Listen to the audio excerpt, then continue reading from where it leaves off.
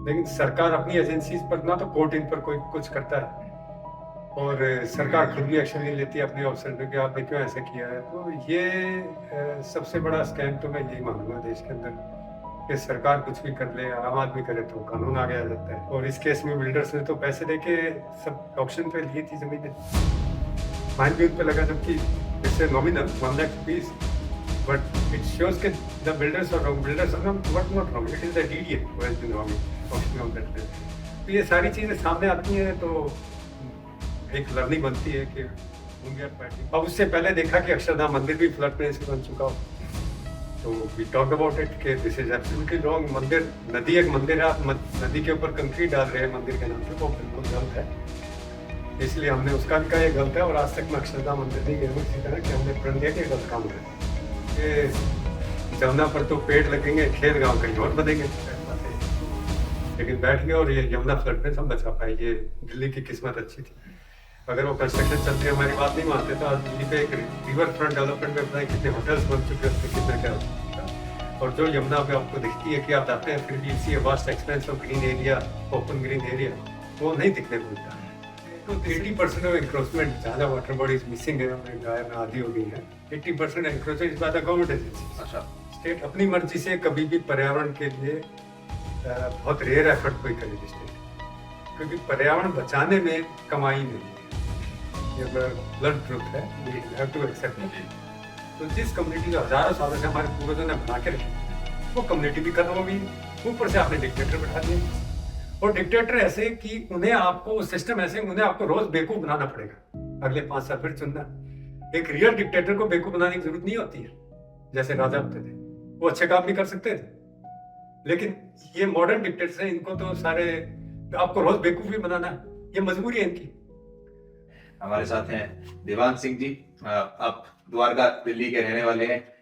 हम समझना चाहेंगे कि आपकी क्या जर्नी रही, आपका क्या प्रोफेशनल बैकग्राउंड रहा, आपने किस तरह से सोचा कि पर्यावरण के लिए कुछ करना चाहिए। देखो, ये तो कुछ ट्रिगर्स होते हैं और कुछ उनसे इन्फ्लुएंस करके कुछ शायद अंदर ट्रेड्स होंगे, ये हमें भी नहीं पता अंदर हैं कैसे हैं। लेकिन मैं देहरादून बोर्डिंग स्कूल में पढ़ता था, तो बचपन में जब स्कूल जाते ट्रेन से तो नीचे यमुना को बहती देखता। तो शुरू में इट वाज 83, हाँ 83 में शुरू हुई, तो इतनी गंदी नहीं थी यमुना। 89 तक जब मैंने स्कूल फिनिश किया तो स्टिंक हैज इंक्रीज मच। अच्छा, तो इससे हमेशा ही तो आप लगता था स्कूल से कि ट्रेन से आ रहे थे तब आपको हाँ, महसूस होता था। तो तब लगता है कि मेरा अपना शहर सड़ रहा है, नदी गंदी है, और मैं कह रहा हूँ मुझे एजुकेशन मिल रही है, दूर पौड़ी में पढ़ने चाहता हूँ, वेरी गुड स्कूल। यूं करके अजीब सा महसूस होता था, और वो अजीबपन ही एक एक ट्रिगर बन गया। ट्रिगर बन गया। फिर एजुकेशन दिल्ली में की, फर्दर कॉलेज और ये सब किया। तो ये सब करते करते ये चीजें एहसास में रहती थी, मेरा अपना गांव दिल्ली में है। अच्छा, तो उसकी हालत भी बदतर होती जा रही थी। कहने के लिए हम विकास कर रहे हैं, अर्बनाइजेशन हो रही है, but it was turning out to worse than anything. मतलब कंप्लीट जो नेचुरल रिसोर्सेज या नेचर है, दोनों बर्बाद होते जा रहे हैं हर गांव के अंदर। तो जो बचपन में और अब में जो फर्क देखा है, तो उसको एक झटका लगता है आदमी को कि इट्स ए मिलेनियल चेंज कहे क्या कहें।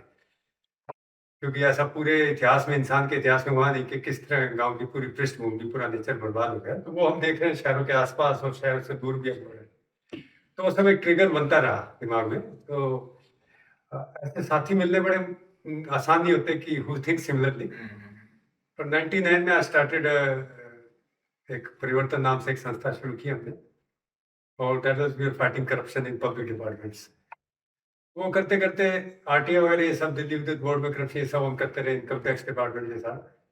फिर 2004 में I found professor, his name is Vikram Soni, he is a research scientist, astrophysicist है। अच्छा, तो उनके साथ उनका मुझे पता लगा किसी अखबार में कि he is trying to protect the ridge. वही वसंत विहार में रहते थे। मैंने ढूंढ ढांड के अखबार जर्नलिस्ट से पूछ के I manage to contact him, and I found him very good person and fit for the purpose, very well aware, एक साइंटिफिक समझ थी और करने की इच्छा थी। और ईमानदारी थी। तो ये सारी चीज़ देखी तो आई फाउंड, मगर सर मिलके काम करते हैं फिर। तो एक 11 होते हैं, तो तब से हमने मिलके काम करना शुरू कर दिया। और उधर ही वसंत विहार में रिच एरिया है जिसको बचाने की कोशिश चल रही थी। भी टीम डेवलप है, और भी कई, एक आईटी कानपुर के प्रोफेसर देशदीप हैं, वो भी थे। इस तरह कई लोग थे, वसंत विहार और आसपास के लोग थे। फिर महिपालपुर के गांव ग्रामीण समिति के लोगों को जोड़ा, आसपास एक लाल लाल खेत बस्ती है, उन लोगों को जोड़ा। इस तरह करके एक पब्लिक मूवमेंट खड़ा किया वहाँ। तो उस समय रिच की क्या सिचुएशन थी? ये जिस रिच को हम बात करें ना, इसके ऊपर 13 5 स्टार होटल्स बनने वाले थे। अच्छा। तो इंटरनेशनल होटल्स कॉम्प्लेक्स, तो उस उससे कहीं एक केस में उससे निजात मिल गई, लेकिन फिर काफी मॉब्स और ये सब आने लग गए थे। तो इन सब की लड़ाई चल रही थी कि भाई इस एरिया को छोड़ दिए, डीडीए के अंडर था एरिया, और मास्टर प्लान के तहत प्रोटेक्टेड नेचुरल फीचर। लेकिन उनका तरीका, सरकार का तरीका होता है कि एरिया को आप नोटिफाई ना करो उसका एज ए रिच। तो अभी तक नोटिफाइड नहीं है, लेकिन we manage as a ridge तो है जॉर्जियन, लेकिन एज ए फॉरेस्ट नोटिफाई अभी तक नहीं किया उन्होंने। अच्छा।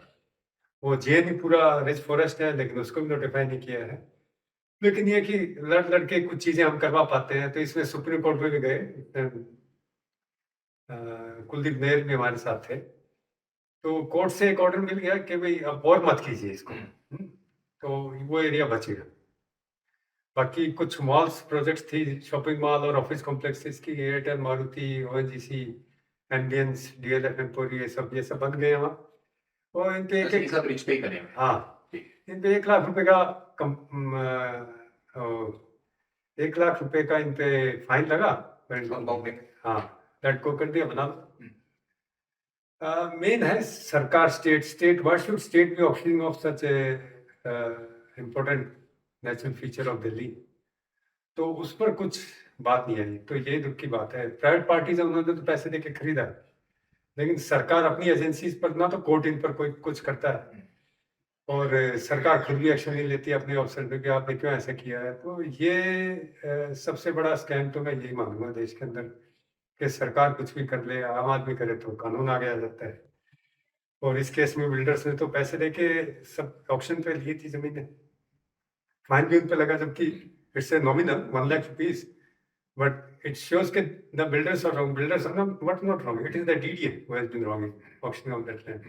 तो ये सारी चीजें सामने आती हैं, तो एक लर्निंग बनती है कि whom we are fighting and what they are doing.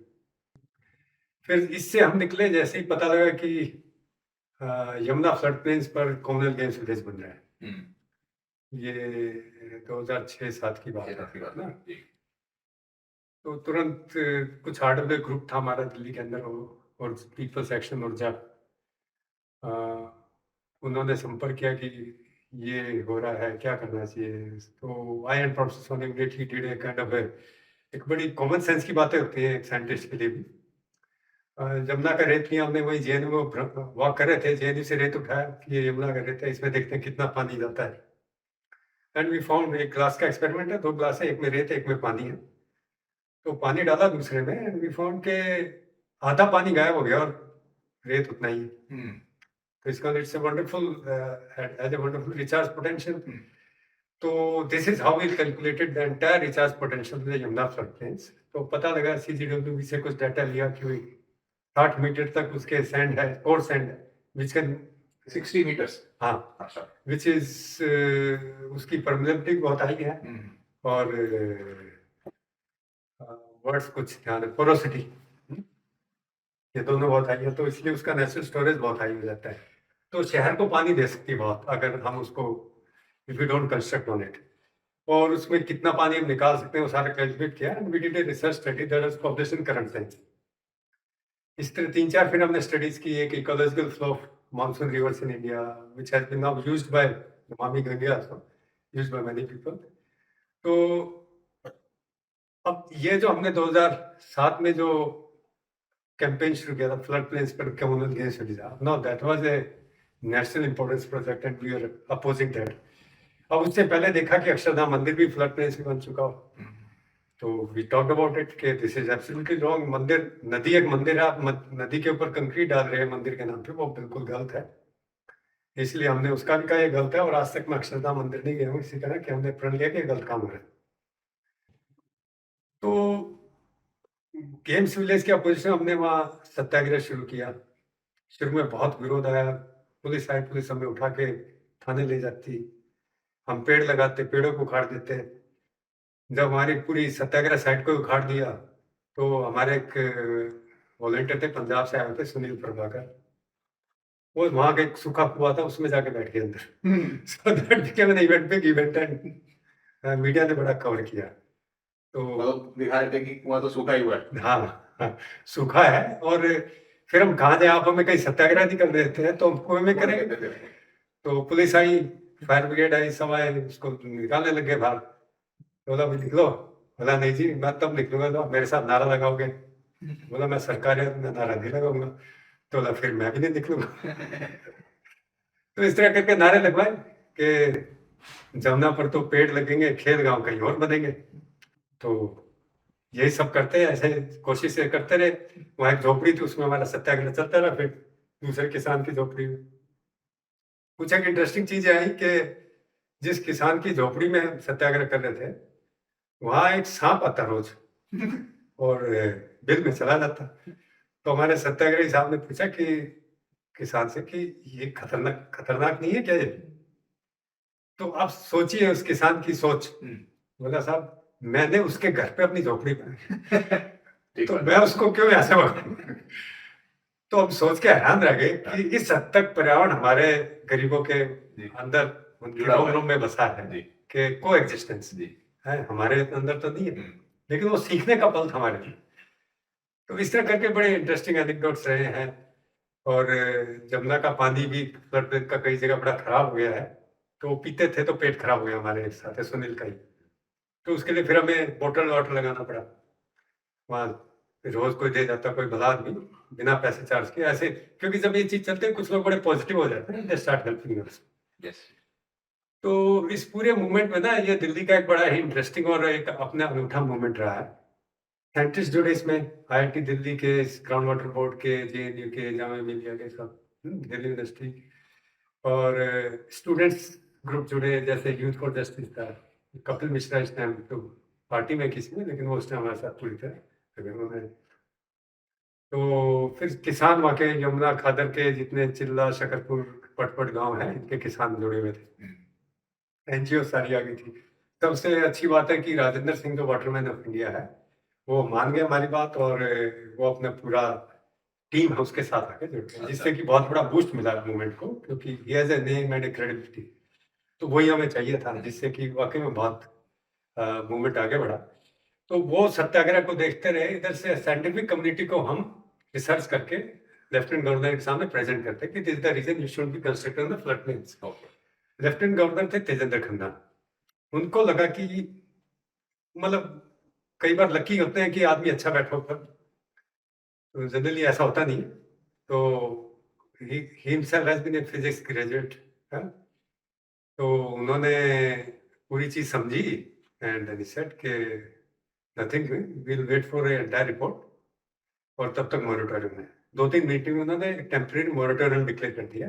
Moratorium और कंस्ट्रक्शन कि खेल गांव के पर तो नहीं, क्योंकि वो तो एक प्रोजेक्ट आने वाली थी 2010 में। मतलब बाकी सब पे मैं मॉनिटर करता हूँ, क्योंकि 50 प्रोजेक्ट और आती थी यमुना प्लेस पे, यमुना फ्लड प्लेन्स पे। यमुना को तो एक चैनल बन जाती, नहर बन जाती। तो उन्होंने मॉनिटोरियम डिक्लेयर कर दिया, which was a big victory for us, for our efforts. एक साल स्टडी चली। मुझे और प्रोफेसर विक्रम सोनी का एक टेक्निकल एडवाइजरी ग्रुप है यमुना रिवर डेवलपमेंट, उसके अंदर मेंबर डाल दिया। We continue to participate in the deliberation के भी, रिसर्च वगैरह किस तरह कर रहे हैं, कितना क्या है, उसमें हम असिस्ट करते हैं। एक साल में रिपोर्ट आ गई CGWB की कि ये इतना अच्छा रिचार्ज करती है फ्लड प्लेन, जितना हमने एस्टिमेट दिया था लगभग उतना ही उन्होंने दिया। और रिकमेंडेशन ये है कि इट शुड बी कंजर्व। तो लेफ्टिनेंट गवर्नर ने एक साल बाद अपना रीजन दे दिया कि the moratorium is permanent, no further construction of flood plains, and that's how zone O में आती है Yamuna flood plain. Zone O is to be treated as a no construction zone, totally reserve for biodiversity and water recharge. तो इसके national functions. Okay, तो this was one big victory. And it's courtesy people's effort, joint effort of all the segments of society. जैसे मैंने आपको बताया, student, scientist, farmers, activist, NGO सब आ गए थे, and a good person sitting at the helm of affairs, lieutenant governor Tejendra Khanna. तो इन सब के नतीजे पर ही हर बार इतने अच्छे सितारे नहीं बैठ पाते हैं, लेकिन बैठ गए और ये यमुना फ्लड में हम बचा पाए। ये दिल्ली की किस्मत अच्छी थी। अगर वो कंस्ट्रक्शन चलती रही, हमारी बात नहीं मानते, तो आज दिल्ली पे एक रिवर फ्रंट डेवलपमेंट में पता है कितने होटल्स बन चुके होते, कितना क्या हो चुका होता। और जो यमुना पे आपको दिखती है कि आप जाते हैं फिर भी सी vast expense of green area, open green area, वो नहीं दिखने को मिलता। तो this it's been like this. अब इसमें एक बड़ी लर्निंग मिली मेरे को, वो ये था कि हम एक्टिविस्ट, एनजीओ इस तरह करके, scientist, selected people from the society joined the movement, but society in general didn't join, जैसे कि communities of दिल्ली। अब ये सीखने की बात थी, क्यों नहीं ऐसा होगा,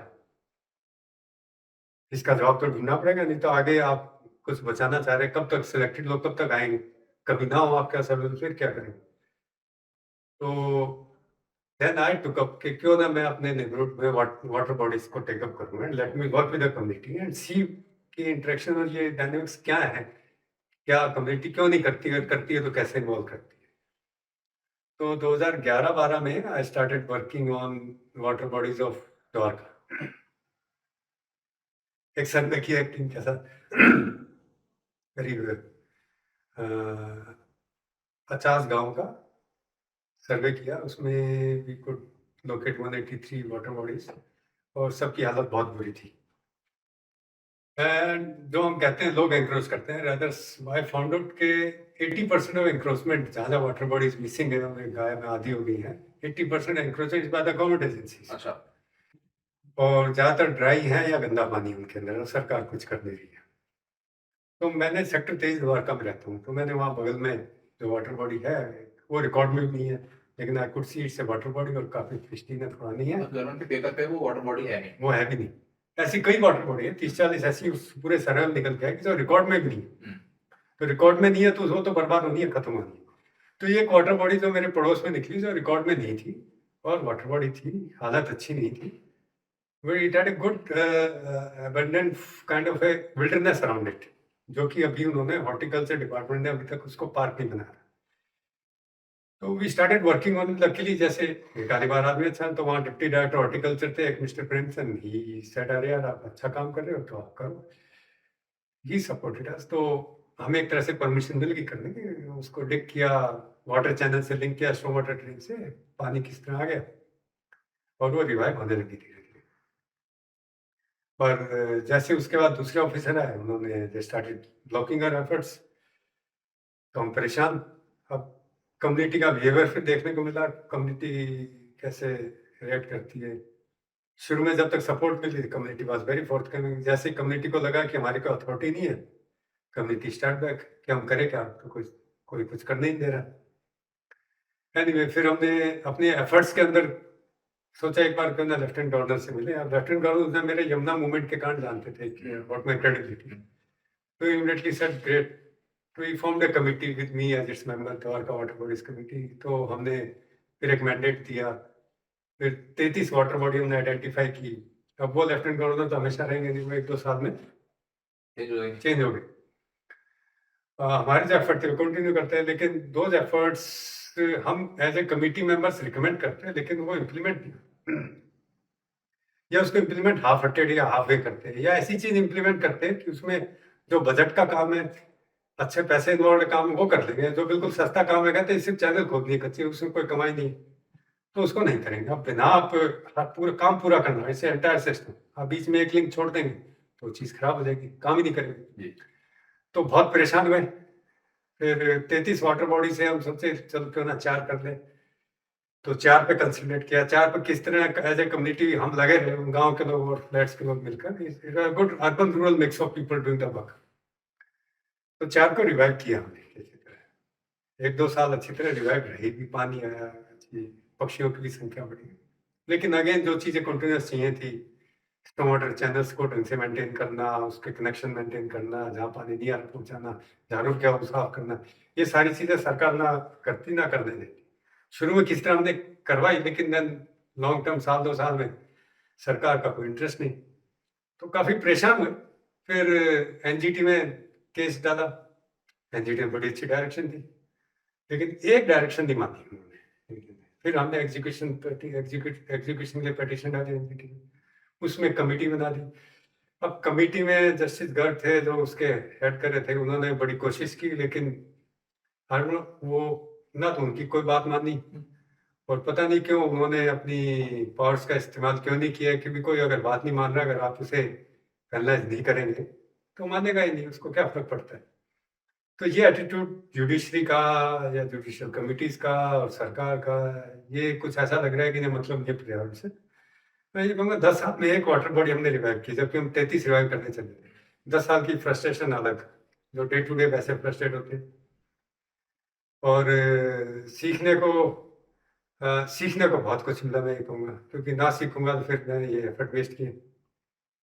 तो सीखने को ये मिला कि स्टेट का कोई इंटरेस्ट नहीं है, आप निर्भर मत होइए स्टेट पर।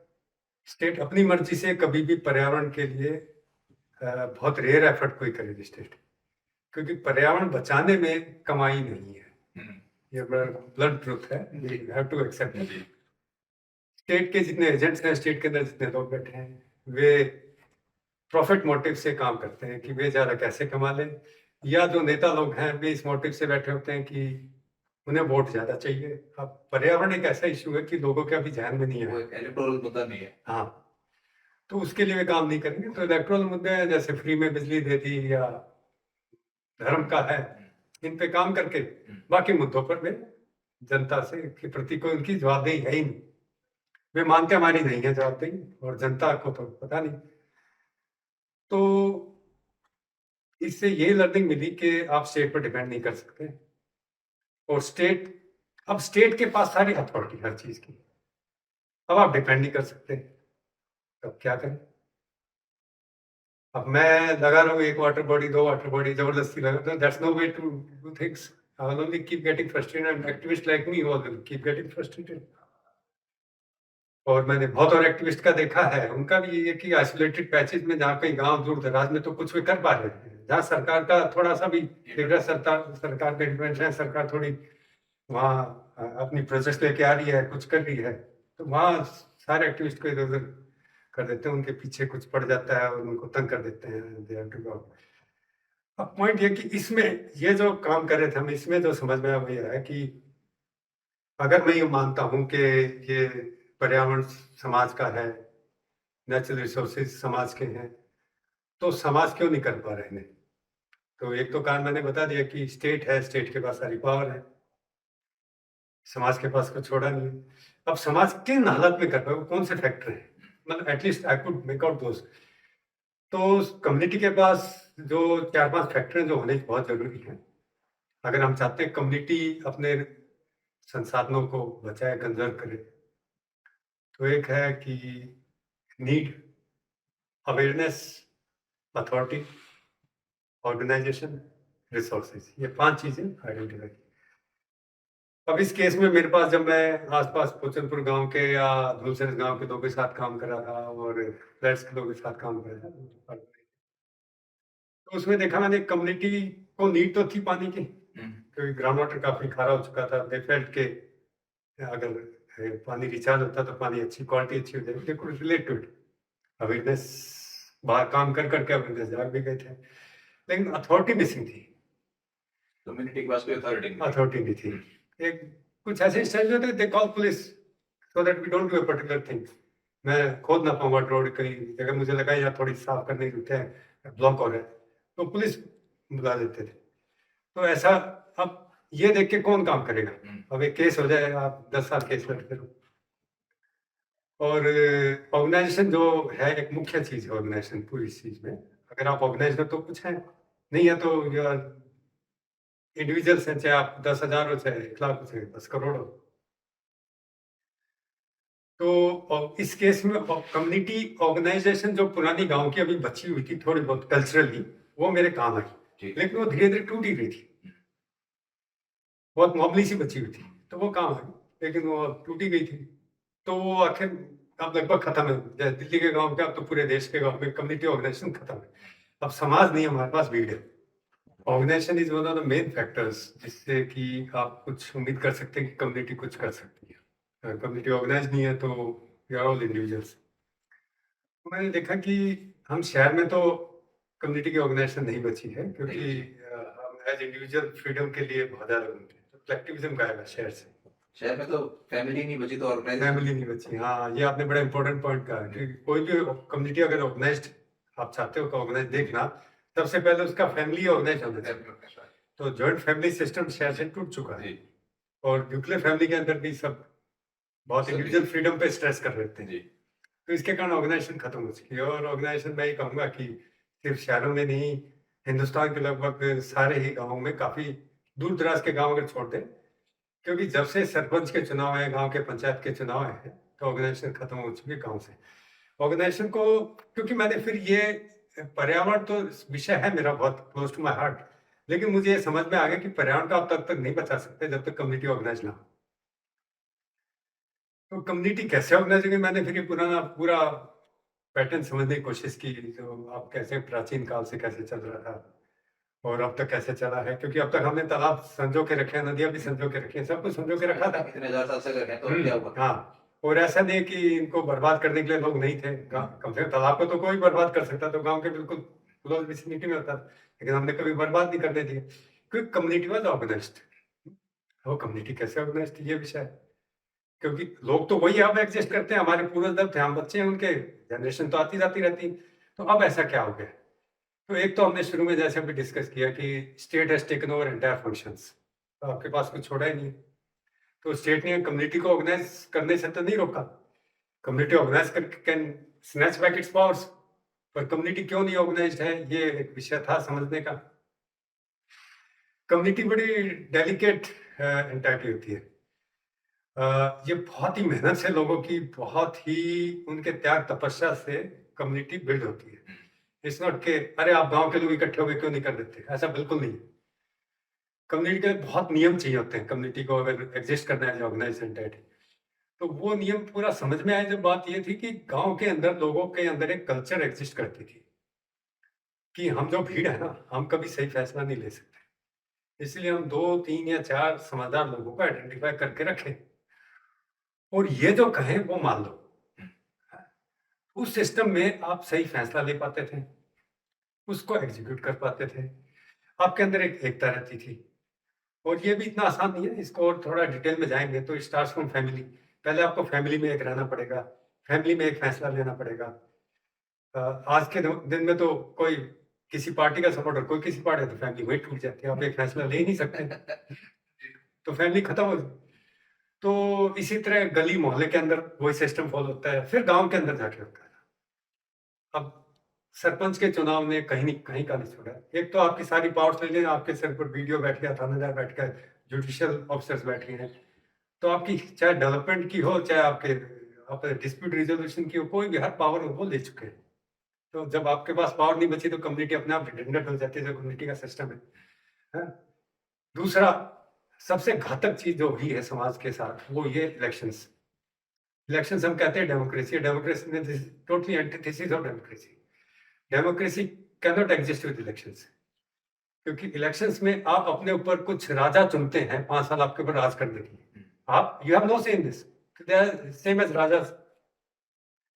डेमोक्रेसी तो वो तेजा, you have regular say, since we have no, it's not democracy.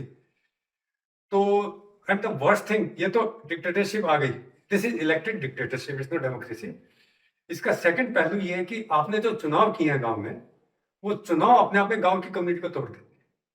तो जिस कम्युनिटी जो हजारों सालों से हमारे पूर्वजों ने बना के रखी थी, वो कम्युनिटी भी खत्म हो गई है। ऊपर से आपने डिक्टेटर बैठा दिए, और डिक्टेटर ऐसे कि उन्हें आपको सिस्टम ऐसे, उन्हें आपको रोज बेवकूफ बनाना पड़ेगा, अगले 5 साल फिर चुनना।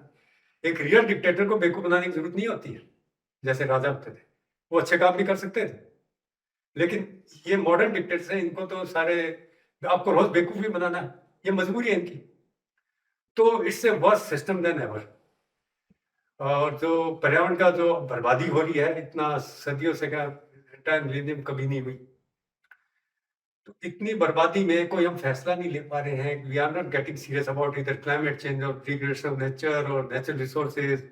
इसमें से इसका मतलब कुछ सीरियस कमी है हमारे सिस्टम के अंदर। आप हिसाब लगाएं, हम कहते हैं कि यूरोप और वेस्ट में डेमोक्रेसी है, ये है वो, they reflect their people and all leaders. 30-40 साल से क्लाइमेट चेंज के ऊपर पूरा डिस्कशन हो रहा है। अभी तक हमारी ये ग्रीवेंस है कि ये फैसला क्यों नहीं ले रहे हैं to really go back on the fossil fuel, stop the fossil fuel production and use. लेकिन पूरे मूवमेंट से, जैसे मैं देख रहा हूँ जैसे हिंदुस्तान में हम एक्टिविस्ट मूवमेंट कैसे, वहां भी मूवमेंट से वे भी बेचारे फ्रस्ट्रेट है, हम भी फ्रस्ट्रेट। इसका मतलब कोई तगड़ी कमी है इस सिस्टम के अंदर, फैसला लेना इसका मतलब गलत हो रहा है। तो ये जो फैसला लेते हैं, जो इलेक्टेड सिस्टम के थ्रू जो लोग चुनते हैं, इसके अंदर बहुत बड़ी खामी है। ये लोग सही फैसला नहीं ले सकते। क्योंकि मैंने जब ये पूरा सिस्टम पढ़ा ना, जो हमारे गांव में सही फैसले लेते थे, तो मेरी एक बात समझ आई, जो लोग फैसला ले, you have to ensure they are unbiased, they are selfless, उनके अंदर they are don't have a greed for name, fame और for money, and they have a respect in their family too. हाँ, ये सारी चीजें इंश्योर करते हैं, तब जाके गांव के हम 2-3 आदमियों को आगे करते थे। दूसरी बात एक बड़ी इंटरेस्टिंग है, उनको कभी कोई पावर नहीं देते थे, कभी कोई डेजिग्नेशन।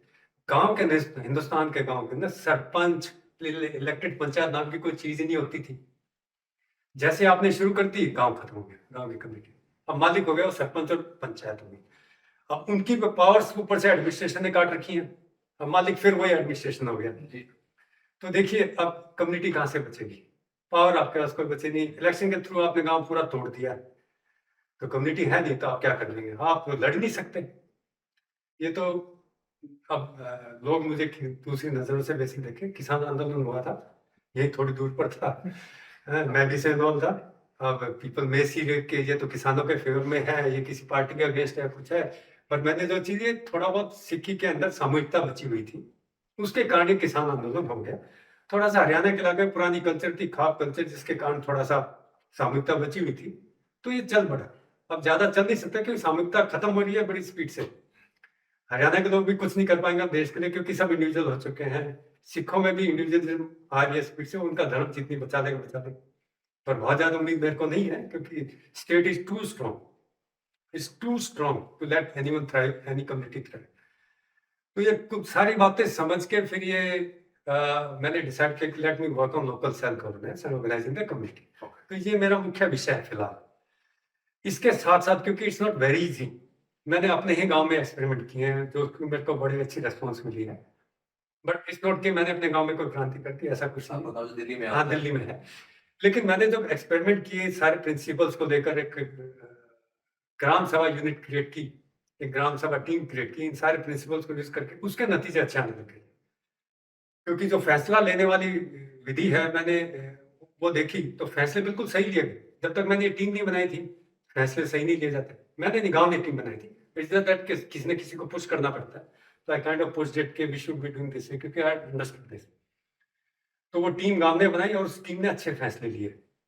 जैसे गांव में लोग कहते हैं we should have more industrial areas, मैं गांव में 4 साल से कोशिश करता है, यार बहुत इंडस्ट्री आ गई, let's have some green areas too. तो गांव वाले नहीं, we should have more industries.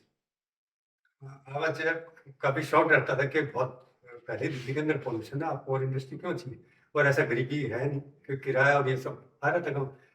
तो जब ये टीम गांव की पंचायत करके टीम जब बनवाई, इस टीम ने 3-4 महीने में गांव की पंचायत करके फैसला करवा दिया विश्व मोर पार्क ना, जबकि मैं 4 साल तक लगा ना, फिर से नहीं हुआ, क्योंकि वो मैंने सिस्टम फॉलो किया। वो अलग बात है कि हमारा अभी तक उसमें सफलता नहीं मिली, लेकिन फैसला तो करवाया। तो सही फैसला लेने की एक विधि होती है, उस विधि के लिए फैसला लेने वाले लोगों के पास कोई पावर नहीं होनी चाहिए, दे शुड बी डेजिग्नेशन नहीं होना चाहिए कि फला फला है गाँव का या शहर का है कहीं का। उनके पास वे निष्पक्ष होने चाहिए, वे सेल्फलेस होने चाहिए। अब ऐसे लोग बड़े गिने चुने होते हैं। तो हमारे पूर्वज हमसे कहीं ज्यादा पढ़े लिखे थे, समझदार थे। पढ़े लिखे मतलब समझदार, पढ़े लिखा अगर एक मतलब है, तो वो ये जानते थे कि हम फैसला लेने, हम मेजोरिटी फैसला लेने में सक्षम नहीं है, इसलिए let's find some people among us who are really wise people, who have experience, who are selfless, unbiased and सारी क्वालिटी वो देखकर वो लेते थे, और उनको पावर भी नहीं देते थे। ये कल्चर, उनको बदले में क्या दे, रिकॉग्निशन, भाई ये फलाना पंचायत है तो इसकी इज्जत करो। और उसका ख्याल रखते थे कि ये पंचायत आदमी अपने घर का ख्याल नहीं रख पाता होगा, क्योंकि जब आप समाज के लिए काम करते हो तो आप घर का ख्याल नहीं रख सकते। ये हर एक के लिए लागू है। शहर में कोई काम करे एक्टिविस्ट, उसके लिए लागू, कहीं पे पूरी दुनिया में एक्टिविस्ट अपने घर का ख्याल नहीं रख सकता। जनरली आजकल कोई सपोर्ट में बहुत एक्टिविस्ट की जिंदगी बर्बाद होती है, देखी मैंने। तो वो सिस्टम भी था कि ख्याल भी रखना है, तो पूरा एक बड़ा एलाबरेट सिस्टम था, इट वाज वंडरफुल। और मैं ये कहूंगा इसी के कारण हिंदुस्तान की संस्कृति बची हुई है, वैसे कितने इन्वेजन हुए हैं, बाकी जगह नहीं बची इतनी। तो ये सिस्टम हमें वापस लाने की जरूरत है, इससे सीखने की जरूरत है। मैं ये नहीं कहता पूरी तरह वो लेके आओ, but we need to get the best of it and integrate with the modern system. एक और बड़ी इंटरेस्टिंग बात कहूंगा, ये तो मैंने अपना बता दिया है कि हिंदुस्तान का हमारा क्या सिस्टम था। ये ऐसा नहीं कि पूरी जगह था, जहाँ फ्यूडलिज्म थी वहाँ ये सिस्टम टूट चुका था, पर पुराना सिस्टम हमारा डेमोक्रेटिक ही था। और ग्रीस को हम कहेंगे that's cradle of modern democracy, बिल्कुल नहीं, उससे कहीं ज्यादा हिंदुस्तान डेमोक्रेटिक है। और इसमें एक यूएस की कोई निप्सिंग यूनिवर्सिटी उसके प्रोसेस की, उन्होंने एक आर्टिकल भी लिखा है इसके ऊपर। दूसरी बात ये जो मैं बताना वो ये था कि जॉर्ज बर्नार्ड शॉ ने एक बड़ी इंटरेस्टिंग कोट की है, वो बड़ी रेलेवेंट है इस बात के लिए। 2% people think, 3% think that they think, 95% would rather die than think. तो ये हमारे पूर्वज इस बात को जानते थे कि जी हमारे में हमें नहीं सोचना। 98 99 में हमारे में सोचने की वो कैपेसिटी नहीं है, जो एक दो को पहचानो जिसमें। इतने समझदार लोग थे हमारे में 98 भी, है ना, लेकिन बाकी सिस्टम में 98 नहीं पकड़ पा रहे इस बात को। इसलिए जो हालत आज हो रही है, हमारे जो सबसे मुख्य है, जिस पर हम आधार, जीवन का आधार है पर्यावरण, जिसके अंदर हम रहते हैं, जिसको हम बर्बाद कर रहे हैं, उसकी जो हालत है उसके प्रति कोई फैसला नहीं ले पा रहे। वो इसलिए क्योंकि हमने वो सिस्टम जो हिंदुस्तान के पास था, वो सिस्टम हिंदुस्तान में तो तोड़ी दिया, बाहर तो है ही, बाहर वालों को पता आपने अपने गांव का तो बताया, जैसे वो आपने उदाहरण भी दिया कि एक बंदा है, उसने झोपड़ी अपनी बनाई है और वो कह रहा है कि सांप मेरे घर में नहीं आ रहा, मैं उसके घर के ऊपर हाँ अपना घर बनाता हूँ। अब शहर के लोग के लिए तो मतलब हमारी जो जीवन शैली है वही इस तरह की है कि पर्यावरण से हमें कोई संबंध ही ना हो। ऐसा हमें लगता है कि हमारा दूध पैकेट में आ रहा है, हमारा जल नल में आ रहा है, तो हमारी लाइट जो है वो ट्यूबलाइट से आ रही है, और हमारा जो आटा है वो सीधा पिस के आ रहा है। बिल्कुल बिल्कुल। पर्यावरण से हमारा कोई कनेक्शन ऐसा अभी है नहीं, तो इसलिए हमें पता भी नहीं लगता कि उसकी हमारे जीवन में इंपॉर्टेंस क्या है। तो आपका जो काम है, जब आप कम्युनिटी के साथ करते हो, क्या हम ये बात जनता को समझ में भी आती है कि कुछ आवश्यकता है, कुछ इंपॉर्टेंस है कि इसके लिए हमें कुछ करना है? देखो ये जो टॉपिक आपने छेड़ा ना, ये बहुत गहरा है। ये तो सच है, इतनी बात तो बिल्कुल ठीक है कि शहर के व्यक्ति को बिल्कुल आइडिया नहीं है, और वो अब गांव में भी होता जा रहा है, क्योंकि बाजार से सब कुछ आता जा रहा है। ठीक बात।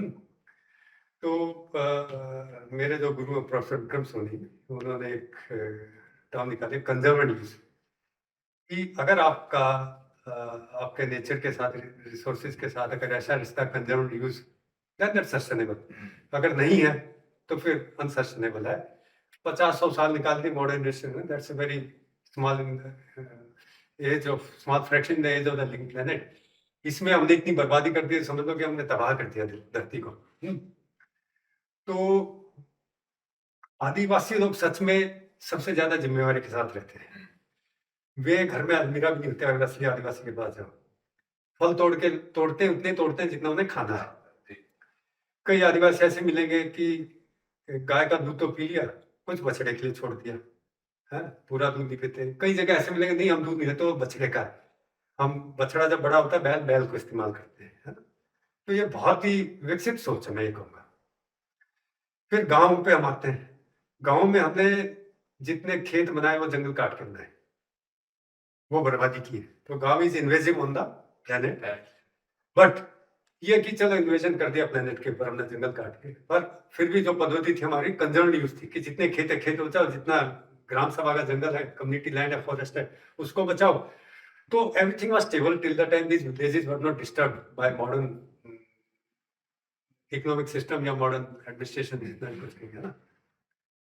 अब शहर तो समझिए कि गांव में तो बहुत कुछ ये था कि हम जितनी, गांव में सिर्फ शायद कई ऐसे गांव मिलेंगे पुराने टाइम पे जिनमें सिर्फ बाहर से एक नमक आता था, बाकी सब कुछ वही गांव में होता था।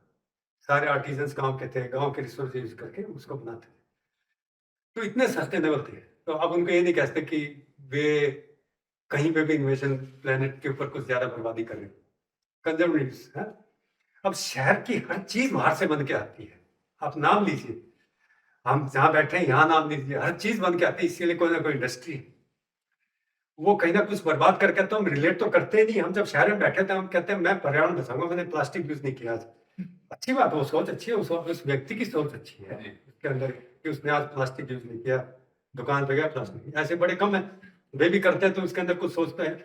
लेकिन वो हर घर में इतनी चीजें हैं, हमारे ऑफिस में इतनी चीजें हैं, सारी कहीं ना कहीं प्रोसेसिंग होके आती है, कहीं ना कहीं रॉ मटेरियल निकलते हैं खदानों से, गांव से, आदिवासी गुजरते हैं, वो आदिवासी मूवमेंट इसलिए चल रहे हैं कि हमारे सोफा सेट, हमारे एलईडी है, इस सब के लिए, पंखे के लिए कहीं ना कहीं रॉ मटेरियल वहीं से निकाल लें, और वो निरंतर हमारी जरूरत बढ़ती जा रही है।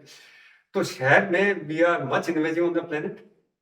हमारा जो कंजम्पशन है, तो एक कंजर्वेटिव एस्टिमेट देता हूँ, 30 times more per capita 30 times is the per capita consumption as a urban resident, ये हमारा है in comparison to a village, typical village, sorry not a village, आजकल विलेज हम उनको ही बोल देते हैं जो पूरी तरह शहरीकृत हो चुके हैं। मैं टिपिकल विलेज की बात कर रहा हूँ, रफ, ये ऊंचे नीचे पता नहीं कितना हो जाएगा, मेरे हिसाब से तो बहुत ज्यादा मिलेगा, लेकिन मैंने एक कंजर्वेटिव है मेरे हिसाब से। तो शहर में तो रिलेट तो करते ही नहीं है, इतनी बर्बादी लेके आ रहे हैं। अब देखिए, दिस इज शियर मैथ्स, इसमें आप ये नहीं कि मैं भी शहर में रह रहा हूँ, लेकिन एक आधे दोस्त मेरे कहते हैं तू खुद शहर में रह रहा है और कह रहा है कि ये शहर गलत है, तो मगर पहले मैंने मान तो लिया ना, मगर ये कोई जमाना ऐसा है कि मैं अगर हट के जाके गांव में रहने लग जाऊं तो मैं काम तो कुछ कर ले।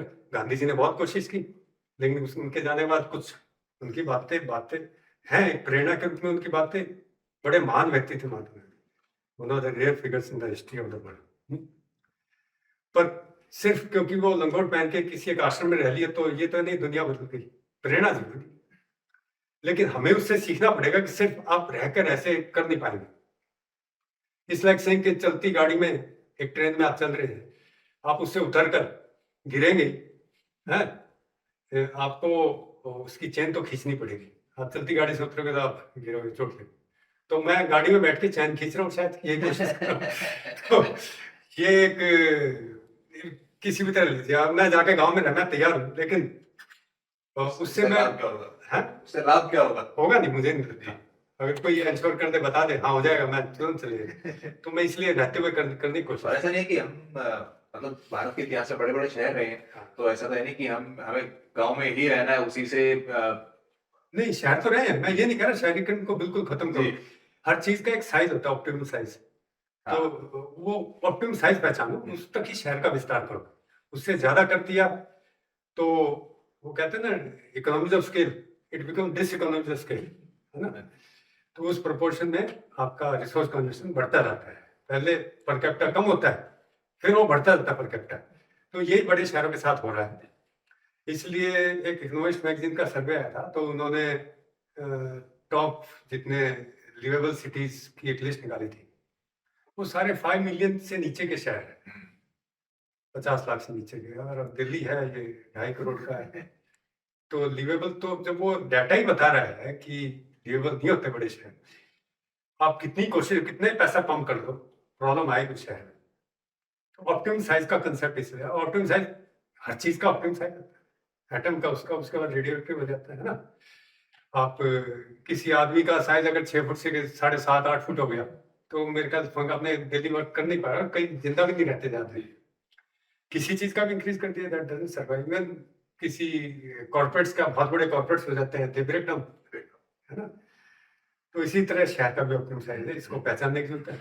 ये बात हमने 2007 में ये एलजी साहब जो तेजेंद्र खन्ना थे, इनसे बात हुई, इन्होंने अपने ऑफिसर्स के साथ मीटिंग करवाई भाई, विकास सदन आयन ने डीडीए का, तो वहाँ प्रिंसिपल कमिश्नर थे वीनाइश, और नेस्बुत थे प्लानिंग कमिश्नर, और 3-4 और ऑफिशियल थे, मैं professor Vikram Soni, professor Devdeep sir थे, हम 3 लोग ये कंसेप्ट समझने के लिए कि जी आप आसपास के स्टेट से इतना पानी ले रहे हो, कब तक वे पानी दे, हैविली एग्रीकल्चर से हम ये चाहते हैं खाना भी पैदा करें, फिर हम उनका पानी भी ले रहे हैं, और उनको गंदा पानी भी दे रहे हैं, ना तो हम ट्रीट कर पा रहे हैं, ना हम अपना खुद का पानी ना, जबकि हमारे पास अपनी एक नदी है दिल्ली के पास, और वेस्ट, सॉलिड वेस्ट, उसके लिए जगह नहीं बची है।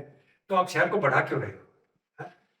तो वो मान गए, जो प्लानिंग कमिश्नर थे निस्बत, उन्होंने कहा जी बिल्कुल ठीक है।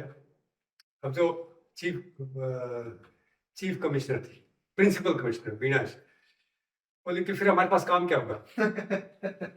तो आवाज जब ये क्या? भाई शी इज प्रिंसिपल कमिश्नर और कह रही काम के लिए बैठी सिर्फ, मतलब शहर के लिए नहीं बैठी कि शहर के साथ क्या है उसकी चिंता नहीं। तो ये सोच हमारे ब्यूरोक्रेट्स की है। तो आप उम्मीद मत कीजिए ऊपर कोई बहुत अच्छे फैसले लिए जा रहे हैं। इसी तरह एक ग्रीन मास्टर प्लान में ग्रीन एरिया था, गांव वाले को लेके गए, हॉर्टिकल्चर की हेड थी, हमने उनसे कहा कि ma'am we want forest area, it's a green area so no land use change, we want to be turn into woodland. Land use change आया तो फिर तो मतलब समझिए इम्पॉसिबल है। हाँ, लेकिन हम तो कहते जी ग्रीन में ही रखना है, बस हम पार्क नहीं चाहते, पार्क 2 एकड़ का पार्क दीजिए, बाकी वुडलैंड में कन्वर्ट कर दीजिए, there is lot of wild life there and there is lot of original biodiversity still left in that area and we want to conserve that.